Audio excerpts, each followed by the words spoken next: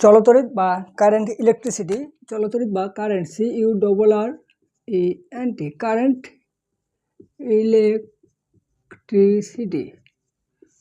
চলতরিৎ বা current electricity হলো আমাদের ইন্টারমিডিয়েট একটা গুরুত্বপূর্ণ অধ্যায়। এই অধ্যায় থেকে আমাদের অনেক MCQ সৃজনশীল প্রশ্ন আসে এবং এটা আমাদের অ্যাডমিশন পর্যন্ত অনেক কাজে লাগে এবং কি পরবর্তী পড়াশোনার কাছে অনেক গুরুত্বপূর্ণ আর কি। তো চলো আজকে আমরা আলোচনা করব চলতরিৎ বিষয়ে।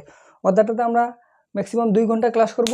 এই ক্লাসের ভিতরে আমরা অধ্যায়টাতে যতগুলো টপিক আছে সবগুলো টপিক আয়ত্ত করার চেষ্টা করব।